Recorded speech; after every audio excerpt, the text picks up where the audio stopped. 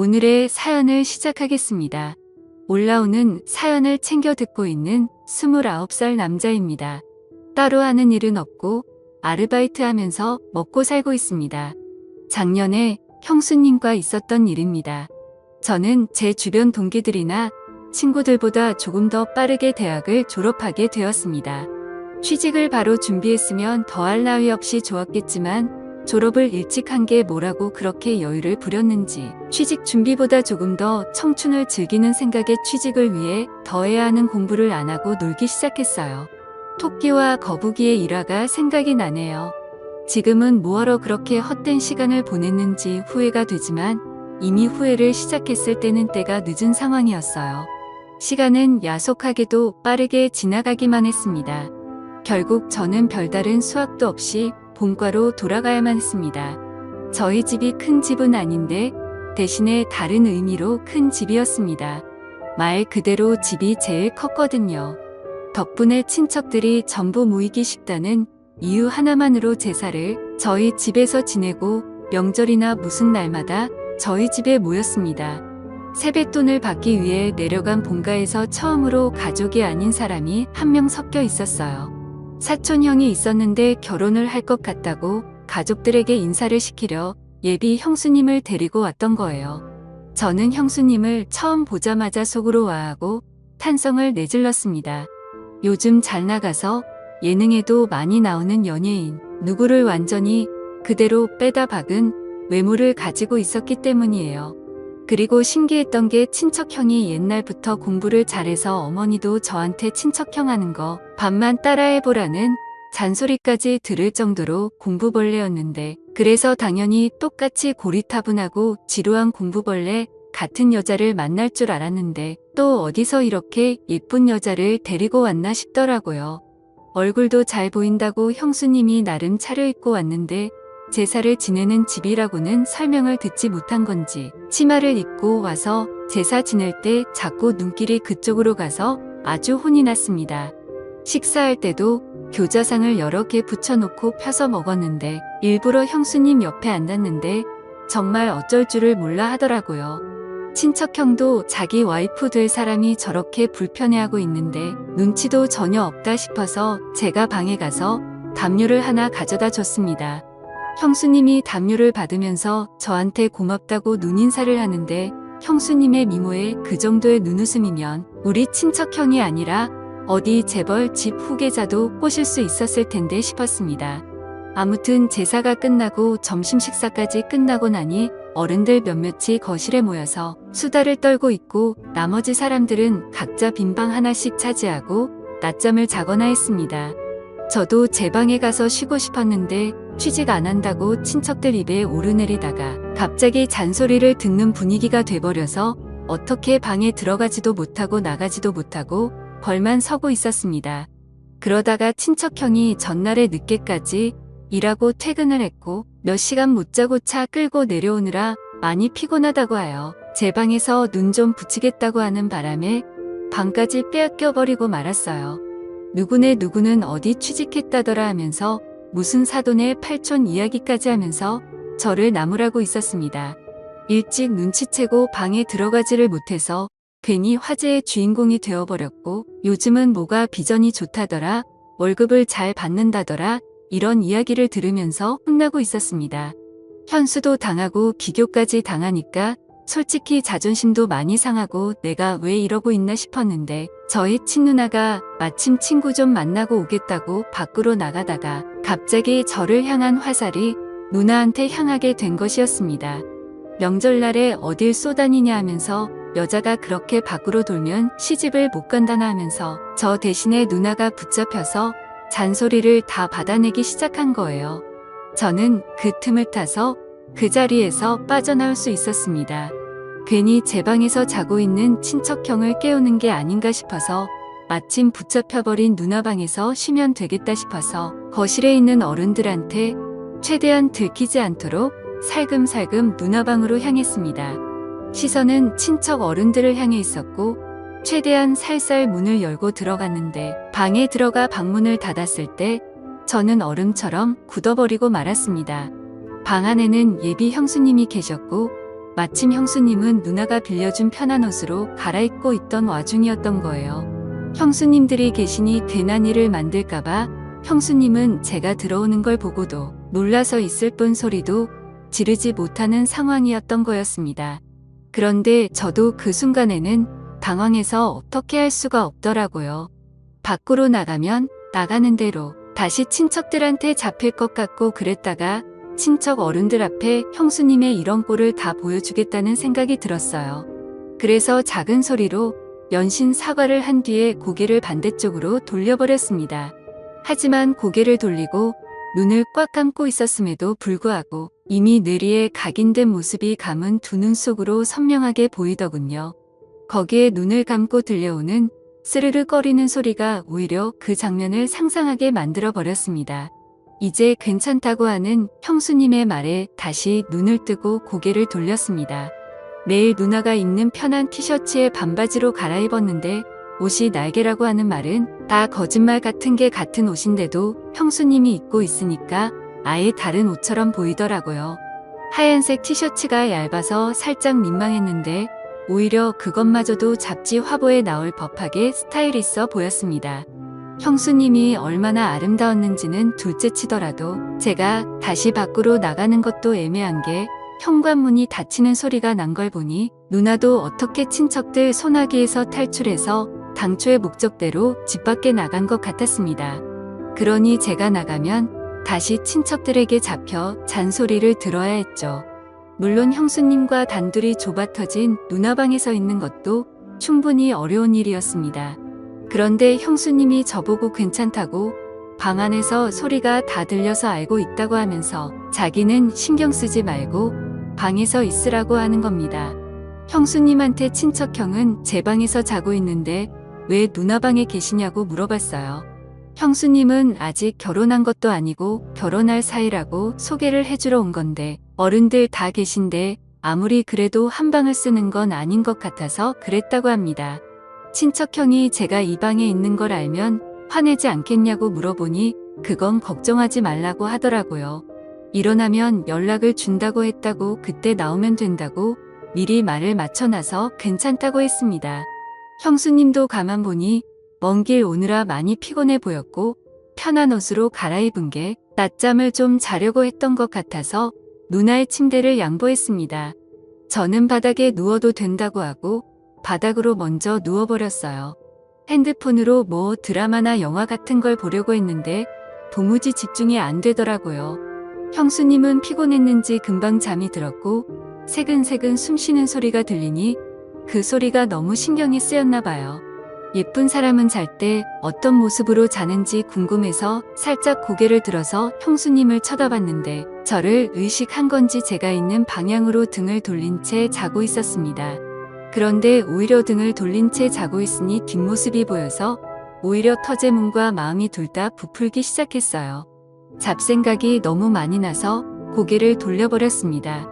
그러지 않으면 큰 실수를 해버릴 것만 같았어요. 그런데 불편한 건 저만이 아니라 형수님도 불편하긴 매한가지였나 봅니다. 제가 바로 옆에 있어서 그런가 형수님도 잠에 들지 못하고 있는 상황이었었나 봐요. 이번엔 제가 형수님이 있는 반대쪽으로 등을 돌리고 누워있어서 형수님이 일어나 있는지 몰랐는데 형수님이 언젠가부터 제 쪽으로 방향을 틀어서 제가 뭘 하고 있는지 봤는가 봐요. 저는 핸드폰을 만지작대면서 영화 하나를 보려고 준비를 하고 있었는데 형수님이 제가 보는 영화를 보고는 그 영화 자기가 좋아하는 영화라면서 아는 척을 하면서 먼저 말을 걸어왔습니다. 피곤하신데 안 주무시냐 물었더니 괜히 저를 배려해준다고 저 때문에 못 자겠다고는 말을 하지 않았고 그냥 서울로 다시 올라가는 길에 차 안에서 자면 될 것 같다고 하면서 아무리 그래도 어른들이 다 계시고 그런데 편하게 잠들 수 없을 것 같다고 말을 하더라고요. 그 말에도 제가 불편할까봐 헤아려 주는 걸 보니 형수님은 참 얼굴도 어쩜 그리 예쁜데 마음씨까지 고운지 여태껏 자라오면서 성적도 항상 좋고 좋은 대학 졸업해서 좋은 회사에 취직한 친척형이었지만 한 번도 부러워해 본 적이 없는데 형수님 같은 여자와 결혼을 하게 된다는 걸 생각하니 처음으로 질투가 다 나더라고요. 아무튼 형수님이 잠을 못 시르고 있는 것 같으니 형수님한테 그러면 영화나 같이 보시겠냐고 물어봤습니다. 누나 방에 컴퓨터가 한 대 있는데 핸드폰을 거기에 연결하면 그나마 조금 큰 화면으로 같이 볼 수 있겠다 싶었거든요. 형수님도 흔쾌히 그러겠다고 했고요. 그렇게 주섬주섬 영화를 보기 위해 세팅을 하고 있는데 앞불사 가장 중요한 게 없더군요. 핸드폰과 모니터를 연결시켜주는 케이블이 제 방에 있다는 걸 깜빡해버린 거예요. 자신있게 영화를 보자고 했는데 가장 중요한 게 없어서 난감해져 버렸습니다. 형수님한테 죄송하다고 케이블이 없어서 영화를 같이 못 보겠다고 말을 하는데 형수님이 케이블 이거 말하는 거냐고 하면서 형수님의 가방에서 제가 필요한 케이블을 딱 꺼내더군요. 구멍에 맞는가 꽂아봤더니 딱 제가 찾는 그 케이블이었습니다. 이런 걸 왜 가지고 다니시냐 물었더니 오늘 내려오는 길에 차 안에서 자기도 영화 한 편 보고 싶어서 가지고 왔다고 하는 거예요. 어떻게 우연히 겹쳐서 다행스럽게 제 핸드폰을 연결해서 형수님과 영화 한 편을 보기 시작했습니다. 형수님은 침대에 누워서 보고 있었고 저는 바닥에 누워서 보고 있었어요. 영화를 보는데 바닥에 누워서 책상 위에 있는 화면을 보려고 하니 몸이 많이 베기더라고요. 그래서 이리 돌아 누웠다 저리 돌아 누웠다 하며 편한 자세를 찾고 있는데 형수님이 그걸 보더니 미안했나 봅니다. 괜찮으니까 옆에 와서 침대에 누워서 보라고 하시더라고요. 그래도 제가 어찌 형수님 옆에 누워 있겠느냐 하니까 형수님이 그러면 자기가 바닥에 누워서 볼 테니 저보고 침대에 올라오라는 겁니다. 그런데 또 그건 그거대로 못할 짓이더라고요. 그래서 하는 수 없이 형수님 옆에 자리를 깔고 누웠습니다. 누나 혼자 쓰는 방이다 보니 침대가 그렇게 큰 편이 아니라서 최대한 멀리 떨어져서 누우려고 했는데도 엄청 가깝게 느껴졌어요. 형수님이 뒤척일 때마다 형수님의 오른쪽 팔과 제 왼쪽 팔이 닿았는데 참 그렇더군요. 가까이 몸을 맞대고 누워있으니 향긋한 향수 냄새도 살짝 올라오고 뭔가 이상한 생각이 자꾸 들어서 저는 하는 수 없이 이불을 덮어서 몸을 가려야만 했습니다. 형수님도 참 과감한 게 아무리 제가 형의 동생이라도 그렇지 너무 저를 동생 취급을 하는 게 아닌가 싶었어요. 저도 취직만 안 했다 뿐이지 곧 30을 바라보는 남자인데 말입니다. 영화가 생각보다 연인 사이가 아닌 남녀가 같이 보기에는 조금 그런 장면들이 많이 나오더군요. 소리를 작게 해놔서 망정이지 밖에까지 들렸으면 오히려 제가 형수님이랑 뭐라도 하는 줄 오해받기 딱 좋은 장면이 나오는 겁니다. 아무리 형수님이 대범해도 그렇지 그 장면이 나올 때만큼은 고개를 돌리고 있더라고요. 장면은 끝날 생각은 안 하고 소리는 더욱더 대담해지는 것 같아서 제가 냉큼 일어나 영화를 꺼버렸습니다. 그리고 저도 모르게 형수님한테 아까부터 계속 미안하다고 사과를 했어요. 형수님도 영화가 꺼지고 나니 괜찮아졌는지 아니라고 방을 뺏어간 오빠가 잘못한 거지 제가 잘못한 거 아무것도 없다고 하고 살짝 웃는데 가지런하고 새하얀 이빨이 보이는데 정말 안 이쁜 곳이 하나도 없는 사람이었습니다. 이쯤 되니까 형으로부터 형수님에게 연락이 왔습니다. 자기 이제 일어났으니 형수님도 준비하고 나오라고요. 다행스럽게도 친척형이 방 안으로 형수님을 데리러 오지 않는 바람에 단둘이 방 안에 같이 있던 건 들키지 않았습니다. 다만 형수님이 방에서 먼저 나가야 하는 상황에서 빌려 입었던 누나 옷에서 형수님이 원래 입고 있던 옷으로 갈아입어야 하는 상황이 발생한 거예요. 또다시 저는 고개를 돌리고 눈을 감고 있었지만 정말 코앞에서 갈아입는 소리가 들리는데 차라리 보고 있는 게 더 괜찮겠다 싶을 정도로 그 장면이 상상이 돼서 아주 말 그대로 죽는 줄 알았습니다. 아무튼 그렇게 자연스럽게 형수님은 누나 방에서 나가고 저도 한참 있다가 방에서 나왔습니다. 아무한테도 들키지 않았으니 둘이서 방에서 보낸 몇 시간은 둘만의 비밀이 되어버린 셈이죠. 그 덕분에 형수님하고 저녁 식사하면서 대화도 많이 나누고 친해져서 서로 전화번호도 교환하게 되었습니다. 제가 서울로 취직을 목표로 하고 있기 때문에 서울에 올라가게 되면 신세 좀 지겠다고 능청스럽게 이야기하면서요. 형수님도 언제든지 도와줄 테니 부담 갖지 말라고 하면서 하루빨리 서울로 올라오라고 하더라고요. 알고 봤더니 형수님도 저랑 똑같이 지방에서 공부하면서 서울에 있는 회사에 합격하면서 서울에는 친구가 거의 없었다고 하더라고요.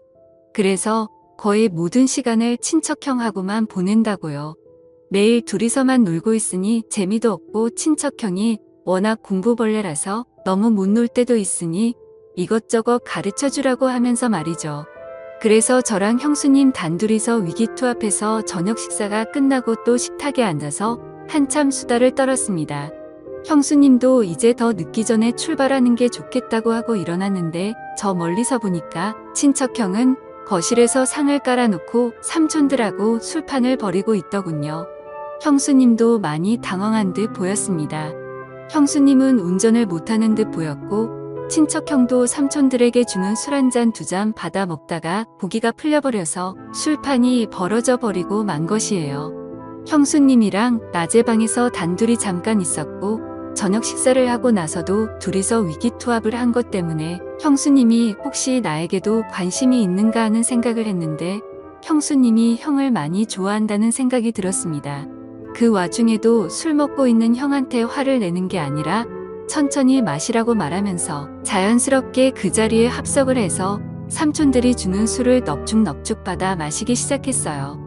삼촌들이 특히 짓궂은 게 보통이 아닌데도 그 농담을 다 받아치면서 분위기를 빛내주더라고요. 참 부럽다는 생각이 들었고 저도 나중에 결혼을 한다면 저런 여자랑 해야겠다고 결심까지 했습니다.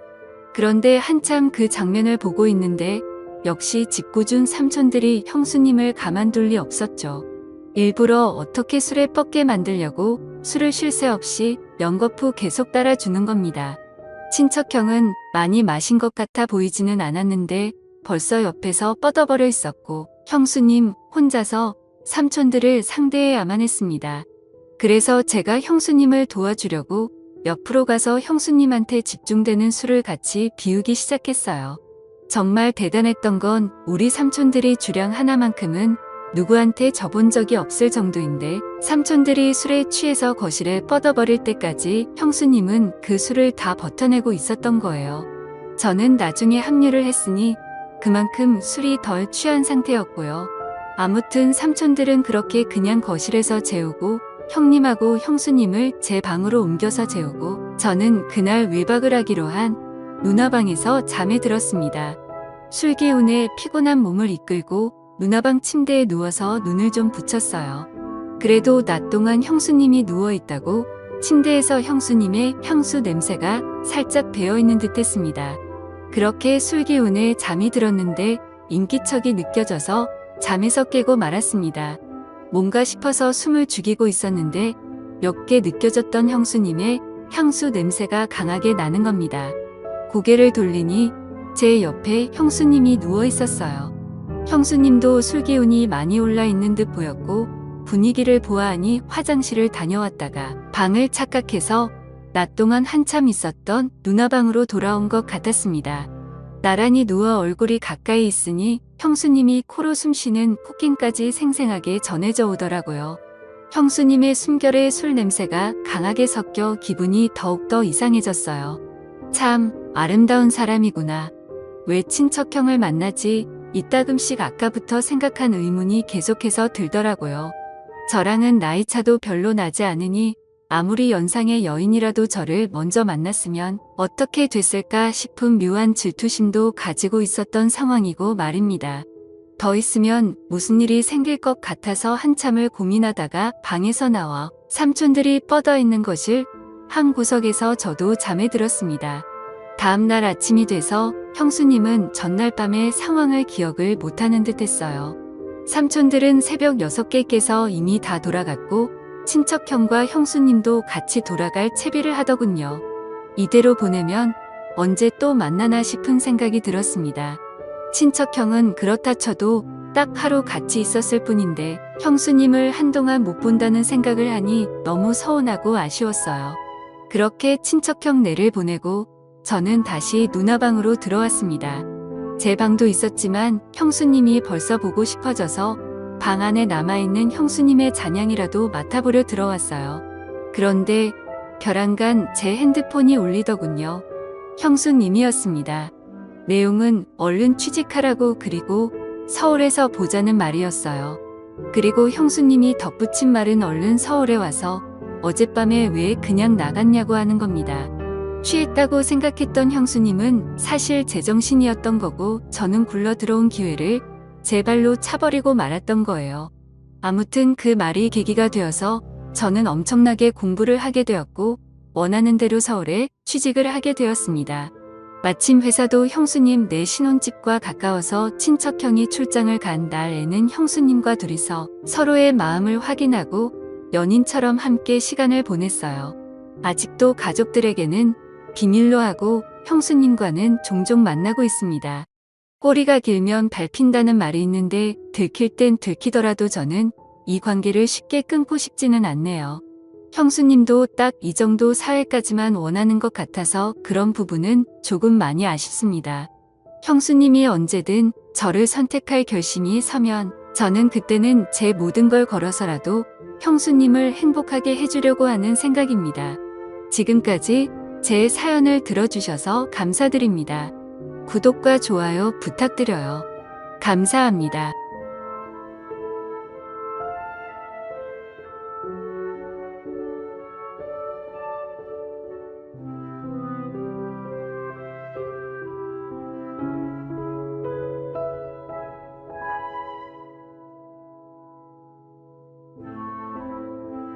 내 잔소리 안 듣고 술이나 실컷 마시자고 하더라고요.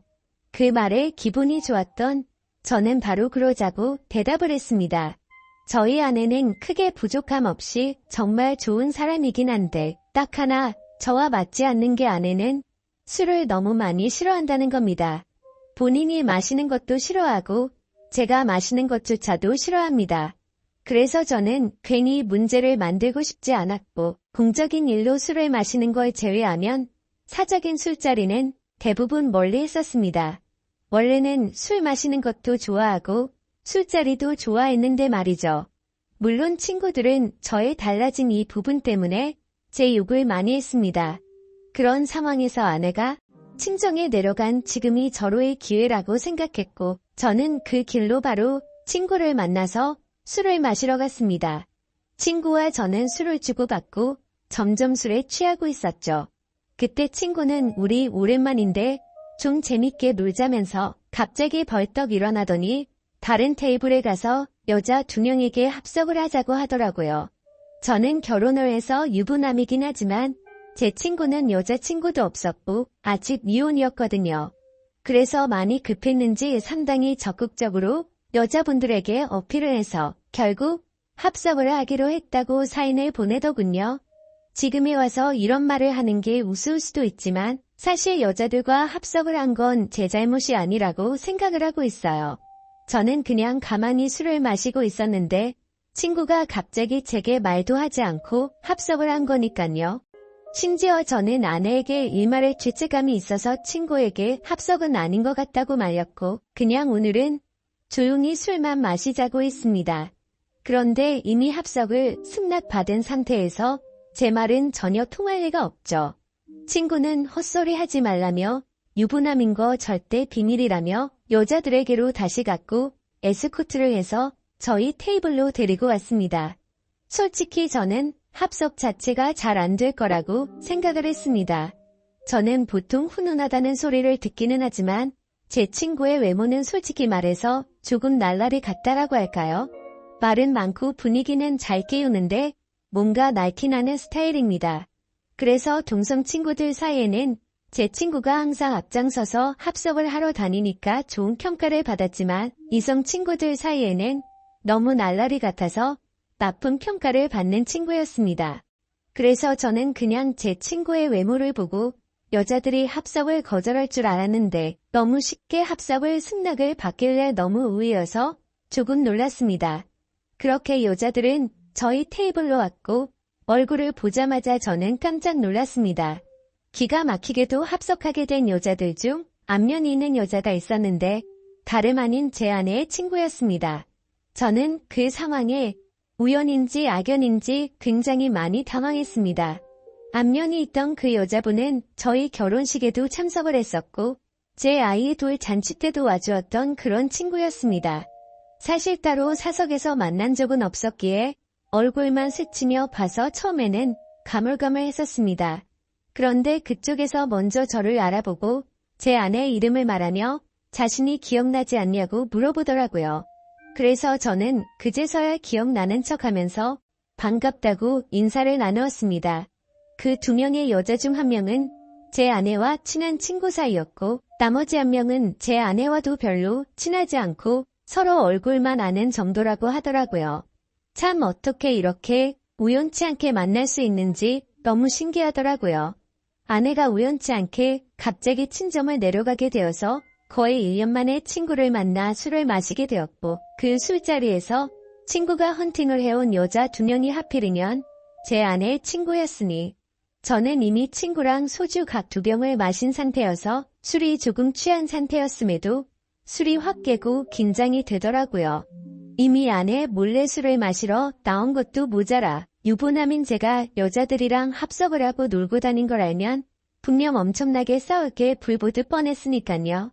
차마 그 자리에서 아내에게 비밀로 해달라는 말은 자존심이 상해서 하지 못하고 그냥 최대한 제 행동을 조심해서 술자리를 가졌는데 그 여자분도 딱히 그거에 대한 언급은 하지 않더라고요. 저는 그렇게 최대한 말도 삼가고 술만 홀짝홀짝 마시면서 하하허 웃기만 했죠. 그렇게 한참 동안 술을 마시다 다들 술에 취했고 제 친구는 제 아내와 별로 친하지 않은 여성과 눈이 맞았는지 자기들끼리 한 잔 더 하러 간다면서 먼저 자리에서 일어나더라고요. 그날 이후로 친구는 지금도 그 여성과 사귀지는 않지만 썸 관계를 유지하고 있다고 했습니다. 아무튼 그렇게 그 2사람은 갑자기 술자리에서 사라졌고 저는 제 아내의 절친한 친구와 단 둘이서 술집에 남아있게 되었습니다. 제 친구가 분위기를 띄우고 웃고 놀다가 갑자기 빠지게 되니까 술자리는 갑자기 정적이 흐르면서 저랑 아내 친구는 갑작스러운 상황에 너무 뻘쭘해지더군요. 그래서 저는 그 자리가 좀 많이 불편했고 아내 친구도 불편해서 금방 일어날 거라고 생각했습니다. 하지만 제가 먼저 일어나자고 하면 괜히 빈정상하게 될 것 같기도 했고 그렇게 되면 오늘 있었던 일을 아내에게 말하지 않을까 싶어서 그냥 가만히 있었죠. 아무튼 그렇게 둘이서 조용히 술잔을 주고받다가 점점 더 술에 취했고 금방 끝날 줄 알았던 술자리는 생각보다 너무 길어졌습니다. 그렇게 아내 친구는 술이 더 취하더니 말이 많아졌고 저와 둘이서 이런저런 이야기를 많이 나누게 되었습니다. 한참을 서로 주거니 받거니 하면서 술을 마셔대다가 아내 친구는 화장실을 다녀온다고 나갔습니다. 그런데 화장실을 다녀오더니 갑자기 제 옆으로 와서 앉더라고요. 그러더니 너무 술 취한 것 같다면서 제게 약간씩의 터치를 하면서 계속 술을 마시더군요. 솔직히 그런 상황이 별로 싫지는 않았습니다. 제 아내 친구 누가 봐도 눈에 확 들 만큼 얼굴도 예쁘고 몸매도 완벽했거든요. 솔직히 아내보다 이 여자를 먼저 만났으면 아마도 전 이 여자를 선택했을 겁니다. 처음에는 약간씩 터치를 하는 게 술에 취해서 그러는 줄 알고 가만히 있었습니다. 그런데 점점 시간이 갈수록 말 그대로 스킨십 수준으로 제게 어필하는 느낌이 들더군요. 아내 친구도 아직 미혼인 걸로 알고 있었고 외로워서 일어나 보다 생각했습니다. 물론 저도 술에 취하지 않았으면 이렇게 단순하게 생각하지 않고 그 자리에서 일어나서 그 술자리를 파하고 집으로 보냈을 겁니다.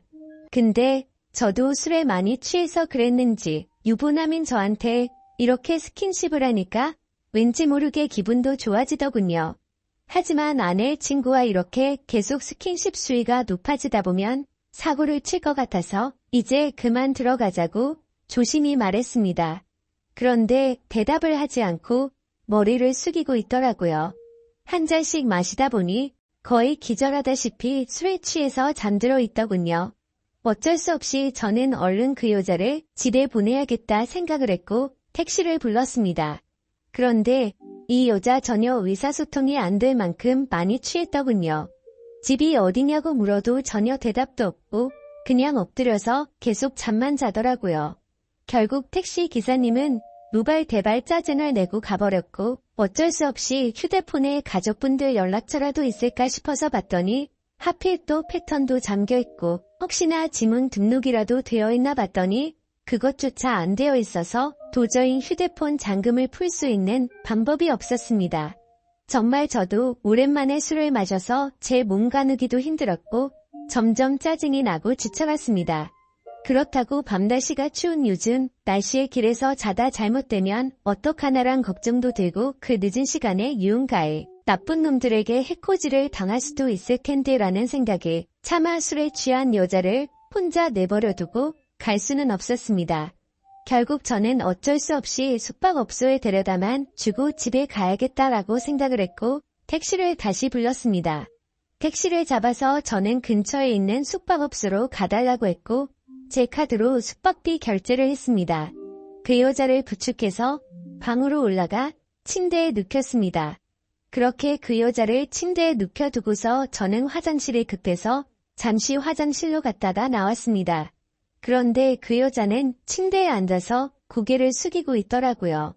깜짝 놀래서 먼저 가볼 테니 피곤할 텐데 좀 쉬라고 했고 문 밖을 나서려고 신발을 신으려고 하고 있었습니다.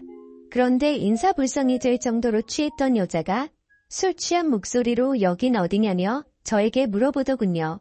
그래서 저는 그 여자분의 집을 알 방법도 없고 도저히 일어나질 않아서 너무 난감했고 이 추운 날씨에 밖에 혼자 있으면 해코지라도 당할까봐 걱정이 돼서 여기로 데려다 줬다고 했습니다.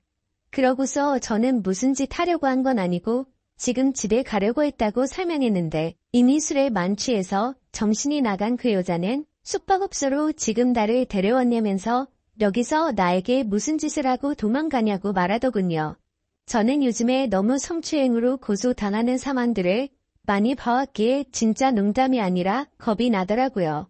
유부남이 여자를 숙박업소에 데려다주고 계산까지 제 카드로 했으니 자칫하다간 징역 가는 거 아닌가 싶었습니다. 도저히 그런 상황은 상상하기조차 끔찍하더군요. 그래서 그 여자분에게 설명을 제대로 하기 위해서 신던 신발을 벗고 침대로 다가가서 차분하게 얘기를 하려고 하는데 갑자기 그 여자는 저를 확 끌어당기더라고요. 저는 갑자기 벌어진 상황에 그대로 침대로 넘어졌고 깜짝 놀라서 일어나려고 하는데 그 여자가 제 목덜미를 꽉 붙잡고서 놔주지를 않았습니다. 저는 약간의 힘을 줘서 손을 풀려고 하는데 그 여자는 너무 힘을 꽉 줘서 풀기가 어렵더라고요.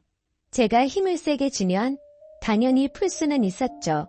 하지만 힘을 너무 세게 줘서 뿌리치다가 멍이 되거나 다쳐서 나중에 더 큰일이 일어날까봐 최대한 조심해서 풀려고 했습니다. 심지어 저도 그날 친구랑 각 2병 가까이 마셨고 여자분들이 와서도 각 2병 이상씩 마신 것 같으니까 사실 4병 정도를 무리하게 마셔서 이미 제 정신 상태도 말이 아니었었죠. 오죽했으면 방에 들어오자마자 피곤해서 그냥 바로 뻗어서 잠이나 자고 싶더라고요. 아무튼 한참 잘 마실 때 제 주량은 4병 정도는 됐지만 너무 오랜만에 마시는 바람에 정말 제대로 된 판단을 하기가 어려웠습니다. 저는 다그치지 않고 조심스럽게 안겨있는 채로 술 좀 깨보시라고 왜 이러냐고 말했습니다. 그래서 손을 살짝 풀길래 놓아주려나 보다 하는데 갑자기 제게 달려들더군요. 거기서 저는 이미 정신의 끈을 놓고 말았습니다. 아마도 정신이 온전했으면 거부하고 그 길로 나갔을 텐데 술도 취했고 그 여자는 너무 예쁘고 매력적이어서 사랑에 빠지고 말았습니다. 그렇게 저는 그곳에서 잠이 들고 말았죠. 다음날 아침 저는 눈을 떠서 옷을 입으려고 하니 그 여자도 잠이 깨버리더군요. 다른 이성과 만나는 것도 큰일인데 제 안에 친한 친구와 이런 일이 생기다 보니 정말 어떤 말을 먼저 꺼내야 할지 또 어떻게 해야 할지 머리가 복잡하고 미칠 것 같더라고요. 근데 갑자기 그 여자는 술이 다 깼는지 쿨하게 말했습니다. 둘 다 어린 나이도 아닌데 아내에게는 기밀로 하자고 했고 솔직히 자신은 어제 술에 취해서 실수가 있긴 했지만 사실은 완전히 실수는 아니었다고 하더군요. 저에게 호감은 있었던 상태였고 술을 마시다 보니 조금씩 관심이 생겼다고 했습니다. 그러면서 우리 계속 만나는 거 어떠냐고 했고 자기는 비밀로 만나면 괜찮을 거 같은데 하면서 제 의견을 묻더라고요. 저도 솔직히 그렇게 어디 하나 빠지지 않는 여자가 대시를 하니 도덕적으로 정말 잘못된 거 너무 잘 알지만 고민이 많이 되더라고요.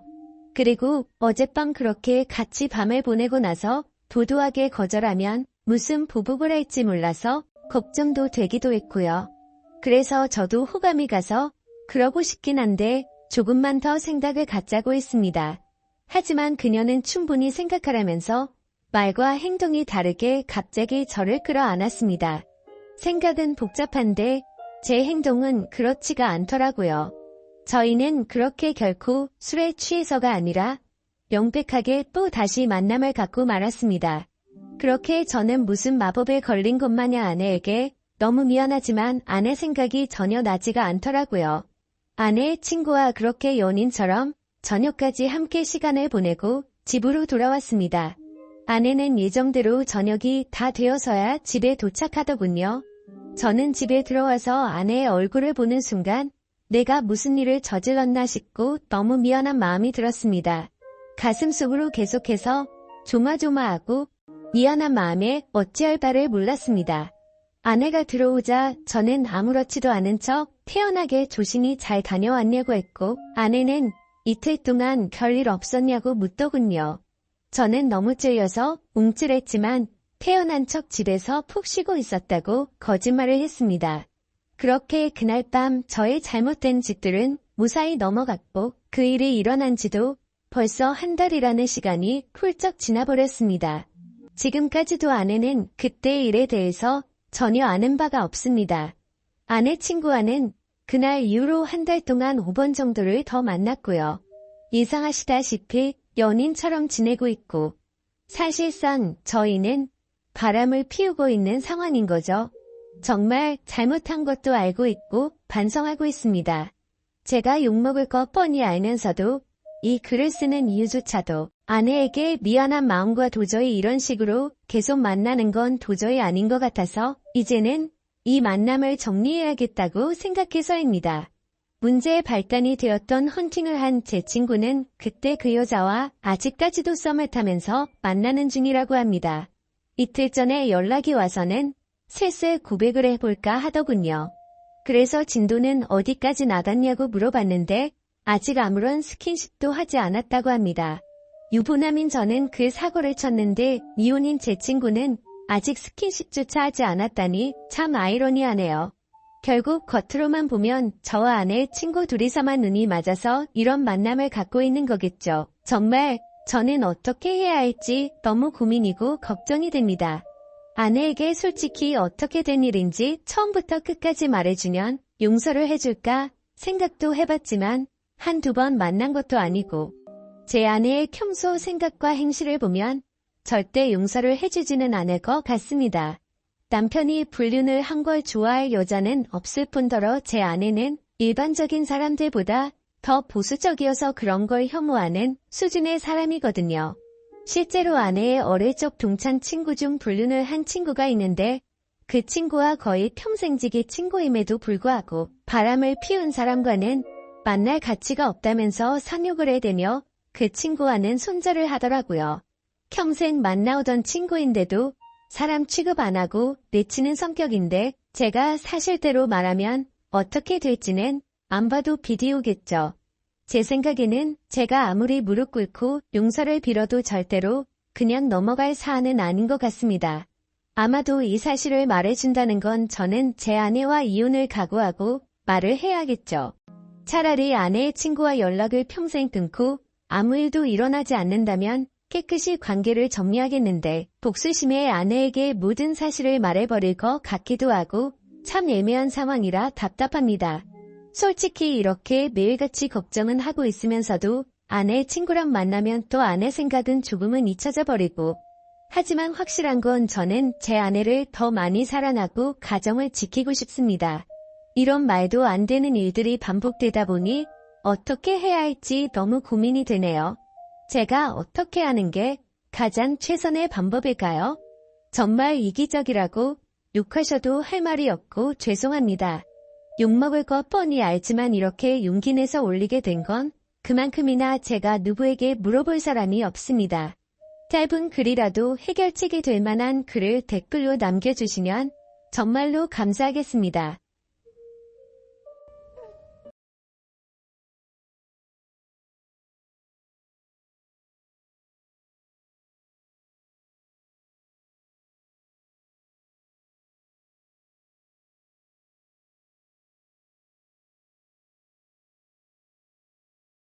안녕하세요. 저는 올해 30대 초반이 되었고 딸아이 한 명을 키우고 있는 유부남입니다. 사실 이 이야기를 글로 적어볼까 말까 한참을 고민해봤습니다. 하지만 저를 두고 떠나버린 전 여자친구가 생각나기도 했고 이제는 몇 년이 지난 일이어서 허심탄회하게 이야기할 수 있을 것 같아서 이렇게 글을 씁니다. 저는 20살에 여자친구를 만나게 되었습니다. 여자친구는 같은 대학교에서 같은 학과를 다니고 있는 여자였고 얼굴도 예쁠 뿐만 아니라 항상 남들을 배려해주는 모습에 제가 반하게 되었죠. 결정적으로 제가 고백을 하게 되었던 계기가 있었습니다. 저희는 사회복지학과였고 그룹으로 과제가 있어서 같이 실습을 나가게 되었던 거죠. 그런데 여자친구는 불우한 환경을 직접 겪어서 그런 건지 하루 종일 눈가에 눈물이 맺혀 있더니 결국에는 혼자서 울고 있는 모습을 보게 되었습니다. 그런 모습을 보면서 참으로 마음이 가엽고 남들을 생각하는 마음이 깊다라는 걸 깨닫게 되었던 거죠. 그날 이후로 한참을 고백을 할지 말지를 고민하고 또 고민했습니다. 왜냐하면 저는 군대를 빨리 가려는 계획이었고 심지어 이때 날짜도 정해져 있던 상황이었습니다. 만약 사귀게 된다 하더라도 3개월 정도밖에 자유롭게 만날 수밖에 없는 상황이었기에 당연히 고백을 한다는 자체만으로도 너무 이기적이고 나쁜 놈으로밖에 볼 수가 없었던 거죠. 하지만 이기적인 걸 알면서도 여자친구가 다른 남자와 사귄 걸 상상만 해도 도저히 견딜 수가 없겠더라고요. 결국 수없이 고민하던 와중에 실수 아닌 실수를 통해서 고백을 하게 되었습니다. 다 같이 술자리를 하게 된 날 평소에 술이 약하던 저는 과하게 마시게 되었고 여자친구와 이런저런 이야기를 하다 보니까 저희 집과 여자친구의 집이 버스 2정거장 정도밖에 차이가 나지 않는 가까운 동네에 살고 있더라고요. 이미 술에 잔뜩 취해 있던 저는 그런 우연을 보고 이건 정말 신이 내린 인연이구나 자아도취에 빠지게 되었습니다. 그래서 평소에는 수줍음이 많던 저는 여자친구와 즐겁게 대화를 하였고 술자리가 끝나고 집에 갈 때가 되어서 제가 가는 길에 택시를 내려준다고 말하게 되었던 거죠. 거절하면 어쩌나 걱정하면서 말했지만 여자친구는 흔쾌히 고맙다면서 같이 택시를 타고 가게 되었습니다. 집으로 한참 가던 중 여자친구는 술 기운 때문인지 잠깐 사이에 금방 눈을 감고 잠을 자고 있더군요. 저는 그런 여자친구를 보면서 심장이 폭발하듯이 두근거렸고 멍하니 바라만 보면서 살짝 손끝만 닿아도 너무 좋더라고요. 그렇게 시간은 순식간에 지나가더니 여자친구의 집에 도착을 하였고 저에게 조심히 들어가라며 손을 흔들어 주더군요.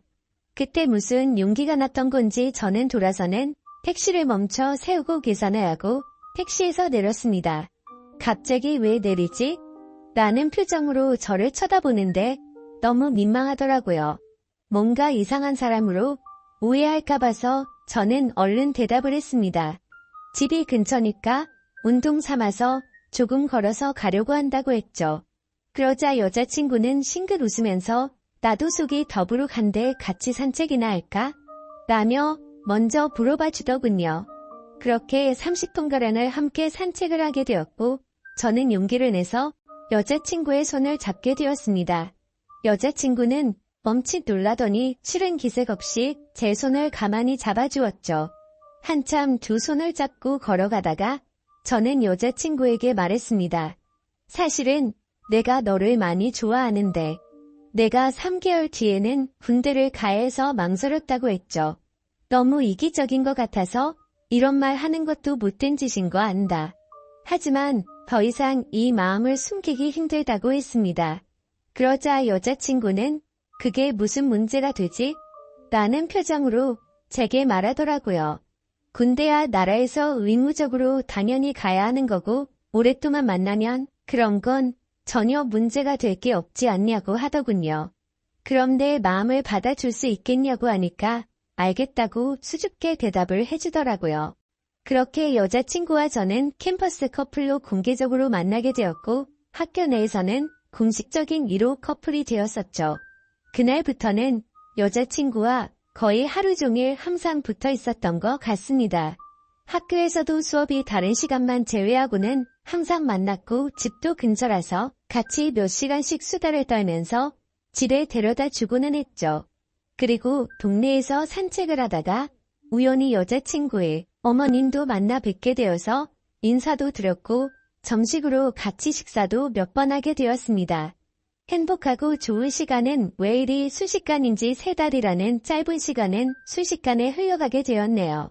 여자친구는 저를 위해 강원도 춘천까지 함께 가주었고 저희 부모님과도 처음으로 인사를 주고 받게 되었습니다. 그런데 생각보다 여자친구의 반응이 별로 아무렇지 않다는 듯해서 내심 서운할 뻔했습니다. 하지만 아니나 다를까 마지막으로 입구에서 들어서기 전에 여자친구는 펑펑 울었습니다. 저희 부모님도 계시고 제가 마음에 걸려 할까 봐서 아무렇지 않은 척 애를 써준 거였죠. 그런 모습을 보고 있으니 저도 덩달아 눈물이 터질 것만 같았습니다. 그래서 얼른 부모님과 여자친구에게 마지막 인사를 건네고 재빨리 안으로 들어가 버렸네요. 정말 한동안은 환장하겠다 싶을 만큼 시간이 더디게 흘러가더군요. 지금도 잊지 못할 첫 휴가 때의 시간도 생생하고 매번 휴가를 나올 때마다 저를 위해 모든 시간을 제게 쏟아준 여자친구였습니다. 학생이라 돈도 없을 텐데 알바를 했다면서 제가 돈을 내는 걸 긋고 말리고 항상 선물을 한가득 손에 쥐어주었죠. 그런 여자친구를 보면서 저는 얼른 사회생활을 해서 내 여자친구에게 모든 걸 다 해주고 행복하게 해주겠다고 다짐 또 다짐했었죠. 그렇게 국방부 시기는 꾸역꾸역 흘러가게 되었고 제가 병장이 되었던 때입니다. 말년 휴가를 2달 남짓 남겨두고서 여자친구와 통화가 되지를 않더라고요. 무슨 일이지 싶어서 밤새도록 잠도 제대로 한숨도 못 잤죠. 다음날 아침 점호가 끝나자마자 곧장 여자친구에게 전화를 걸었습니다. 그때서야 여자친구가 전화를 받더라고요. 뭔가 모르게 목소리가 살짝 달라서 이상했지만 무슨 일인데 전화가 안 된 거냐고 짜증내듯이 물어보았습니다. 여자친구는 어제 감기 몸살이 너무 심해서 약 먹고 잠들었다며 미안하다고 하더라고요. 그래서 목소리가 이상했구나 싶어서 갑자기 챙겨주지 못하고 짜증만 내서 미안한 마음이 들었습니다. 저는 걱정되고 깜짝 놀래서 짜증난 것 같다며 미안하다고 말했고 아플 텐데 약 먹고 쉬라고 하고는 통화를 끊었습니다. 그렇게 일과 시간이 끝나고도 한참 뒤에 저녁이 다 되어서 다시 전화를 걸었습니다. 여자친구는 지금은 몸이 좀 괜찮다고 대답을 해주었고 저는 안심을 하게 됐죠. 그런데 여자친구가 사실 할 말이 있다고 하더군요. 저는 진지한 여자친구의 말에 무슨 일이지 싶어서 가슴이 내려앉는 기분이었습니다. 무슨 일인지 물어보니 여자친구가 할머니가 미국에 계시는데 지금 안 좋은 일이 있는데 돌봐줄 사람이 없어서 자신이 몇 달간 갔다 와야 할 것 같다더군요. 그러면서 아마 미국에 있어서 통화가 어려울 것 같은데 저녁 조심히 하고 금방 돌아오겠다 하더라고요. 저는 나름 걱정한 것보다는 다행이라는 생각에 그럼 조심히 다녀오고 편지라도 꼭 하라고 했습니다. 그렇게 그날 여자친구와 마지막으로 통화를 하게 되었습니다. 안 그래도 더딘 국방부 시기에는 여자친구가 미국으로 떠나고 나서부터는 시간이 더욱 더디게 가더군요. 하지만 결국 시간은 더디게 흐르고 흘러 저는 드디어 전역을 하게 되었죠. 당연히 전역을 하고서 여자친구와 함께 여행도 가고 행복한 시간을 가질 줄 알았습니다. 하지만 제 곁에는 여자친구가 없었기에 도저히 행복한 기분이 들지가 않더라고요. 그래서 저는 여자친구가 편지로 알려준 미국 전화번호로 전화를 걸었습니다. 하지만 그 번호는 연결이 되지 않는 번호더군요. 그렇게 몇 날 며칠을 기다렸지만 제가 전역을 한 걸 당연히 알 텐데 연락이 오지 않았습니다. 저녁의 기쁨보다도 우울한 기분만이 가득했습니다. 온갖 생각이 다 들더니 내게 거짓말을 하고 나를 버린 건가라는 생각이 들더라고요.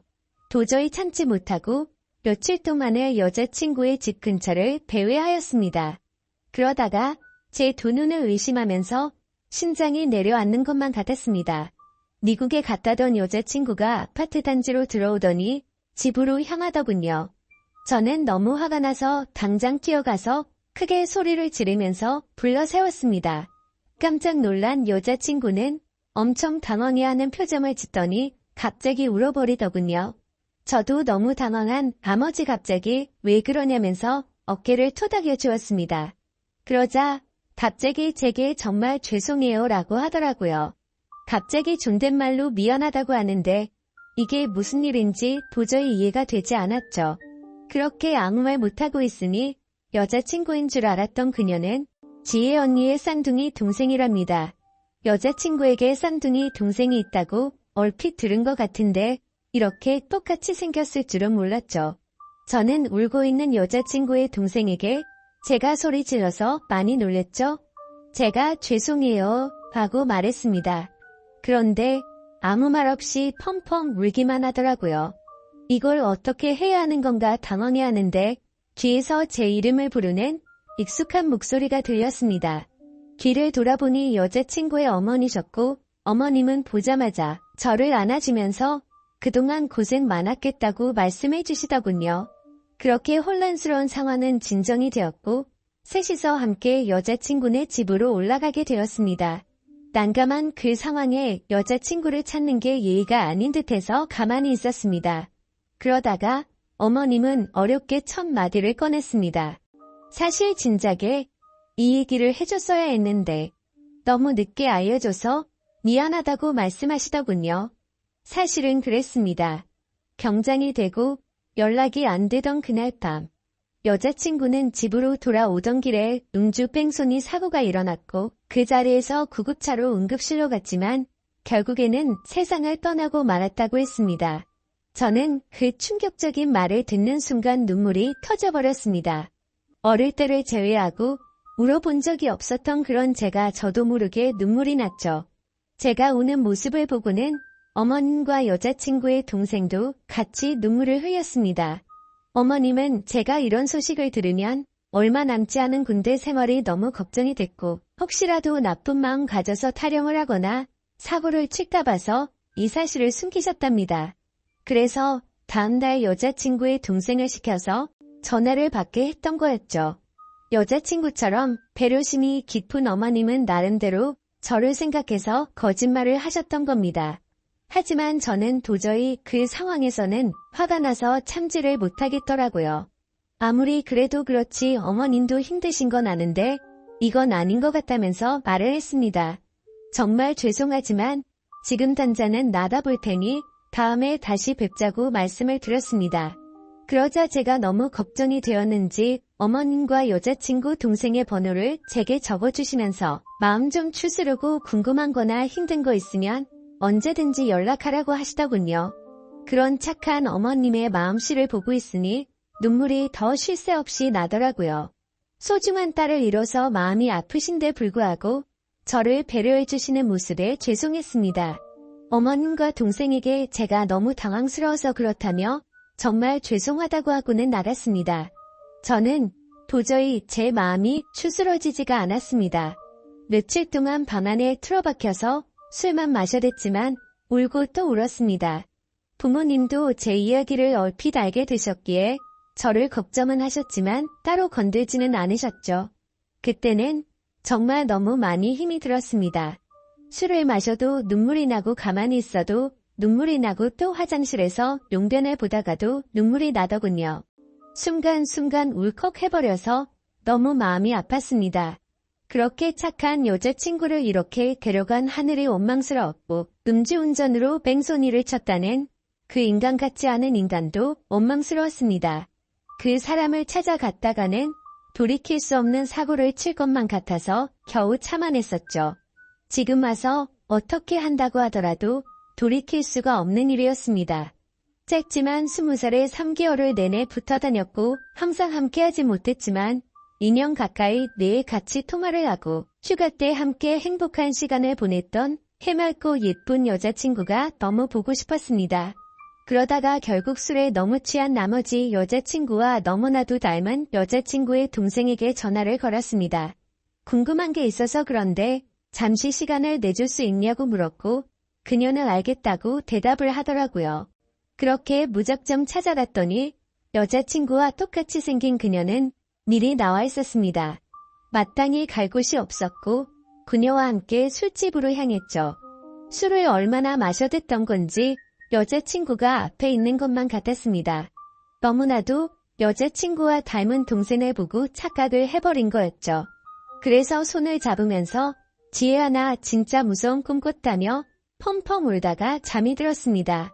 잠깐 졸다가 깨어보니 그녀는 가만히 제 손을 잡아주고 있었고 이게 꿈이었다면 하는 마음과 달리 현실을 깨닫고는 허망함에 또다시 울었습니다. 그날 이후로도 여자친구의 동생과는 가끔씩 연락을 했고 한 번씩 만나게 되었었죠. 처음에는 여자친구를 너무 그리워해서 여자친구와 닮은 그녀라도 보고 싶다는 생각에 만났습니다. 하지만 시간이 지나면 지날수록 그녀에게서 또 다른 마음이 생기기 시작했습니다. 그 힘든 와중에도 아무 말 없이 제 푸념을 받아주고 손을 잡아주던 모습 때문인가 싶었죠. 하지만 그것 때문만은 아니었습니다. 외모적으로는 여자친구와 너무 닮았지만 조금씩은 다른 부분도 많다는 걸 알게 됐고 행동들 하나하나가 여자친구와는 많이 다르다는 걸 느꼈었습니다. 정말 제 자신이 너무나도 미웠습니다. 그런 제 마음을 스스로 인정하기가 버거웠고 여자친구가 떠난 지도 2년이 다 되어가던 때였습니다. 그날도 오랜만에 그녀를 만나게 되었고 한결같이 제 이야기를 들어주더군요. 그래서 저는 단도직입적으로 물었습니다. 괜히 나를 만나서 언니에 대한 마음 정리가 안 되고 더 힘들어지지 않냐고 물어봤죠. 그러자 오히려 그 반대라고 말하더군요. 자신도 쌍둥이여서 더욱 애정이 갔던 친언니가 세상을 떠나고 너무 힘들었답니다. 그날을 잊고부터 몇 달이 지나도 저와 똑같이 매일같이 울면서 지냈었던 거죠. 하지만 오히려 저를 처음 본 그날은 평소보다는 마음이 한결 가벼워졌다네요. 그리고 나서도 저와 보면 볼수록 마음이 조금씩은 나아졌던 것 같답니다. 제 생각과는 달리 의외의 대답에 그나마 다행이구나 싶더라고요. 그렇게 해가 거듭될수록 제 아픔도 조금씩은 치유가 되어갔던 것 같습니다. 하지만 제 마음속에는 그녀가 조금씩 더 자리를 잡아갔었죠. 그래서 일부러 그 마음을 억제하려고 연락도 더 뜸하게 하려고 노력했었습니다. 그렇게 그날 이후로는 그녀의 연락도 일부러라도 더 피하게 되었고 세 번째 기일을 함께 보내려고 어쩔 수 없이 다 같이 만난 날이었습니다. 저녁 이후로 연애를 전혀 하지 않는 걸 아셨는지 여자친구 어머님이 말씀하셨습니다. 너처럼 착한 남자애가 또 있겠냐고 하시면서 더 이상은 기일에 그만 와도 된다고 말씀하시더군요. 제가 이 정도까지 했으면 지혜도 충분히 하늘에서 고마웠을 거랍니다. 하늘이 정해준 운명이 이렇게까지밖에 안 됐던 건 아쉽지만 산 사람은 살아야 하지 않겠냐고 말씀하셨죠. 그리고 아직 젊은 청춘인데 도대체 왜 연애를 하지 않냐며 저를 꼬지지시더군요. 그때 괜찮다고 몇 번을 거듭 말씀드렸지만 어머님은 완고하셨습니다. 다음부터는 지혜 기일에는 참석하지 말라고 못 박으셨죠. 아무튼 그렇게 다 같이 시간을 보내고 있는데 어머님께서는 다 큰 남녀들이 집에서만 궁상 떨고 있지 말라면서 둘이 오랜만에 봤을 텐데 나가서 술이나 한잔하라면서 내보내시더군요. 그렇게 그녀와 저는 둘이서 술집에서 술을 한 잔씩 기울였습니다. 마지막으로 본 지도 거의 1년 만에 함께하는 자리라서 서로가 어색했었죠. 서로의 안부를 물어보면서 이야기를 이어가다가 점점 술에 취하더니 서로의 속내를 내비치게 되었던 것 같습니다. 그녀는 제게 왜 그동안 연락도 피하는 것 같이 그러냐며 이제는 자신을 보지 않아도 힘든 게 줄어들어서 필요 없어졌냐고 묻더군요. 솔직히 그렇게 생각할 줄은 상상도 못했었기에 저는 깜짝 놀라서 대답했습니다. 사람을 어떻게 보고 그러냐면서 절대 그런 거 아니라고 대답했죠.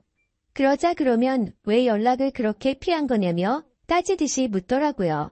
술도 취했었고 갑작스러운 질문에 당황한 나머지 저도 모르게 말했습니다. 우리가 계속 만날수록 여자친구한테 미안한 것 같아서 라고 대답이 나와버렸고 그 말을 내뱉는 순간 아차 싶었습니다. 그녀는 왜 언니한테 미안한 건데요? 라고 묻더군요. 그때부터는 그냥 궁상맞게 핑계를 대느니 사실대로 말하기로 마음을 먹었습니다. 작년에 나를 만났을 때 내가 힘들지 않냐고 물었을 때 기억나냐고 했습니다. 그녀는 당연히 마지막으로 만났을 때 일이라서 기억난다더군요. 저는 솔직하게 말했습니다. 나도 모르게 점점 여자친구의 모습보다도 당신이라는 사람이 내 마음에 자리 잡아갔다고 했죠. 하지만 감히 어떻게 세상을 떠난 여자친구의 동생과 만날 수가 있겠냐며 내 마음이 자꾸만 흔들려서 일부러라도 계속해서 연락을 피한 거라고 했습니다. 그 말을 들은 그녀는 한참 동안 아무런 대답도 없었습니다. 그렇게 둘 다 어색하게 술만 한 잔씩 마시고 있다가 10분 정도를 가만히 있더니 고심 끝에 대답하듯 그녀가 말했죠. 저도 마찬가지예요 라고 대답하더군요. 순간적으로 제 귀를 의심하고 곧바로 되물었습니다. 마찬가지라고요? 저도 사실 계속해서 생각이 나서 한동안 너무 고민이 많았어요.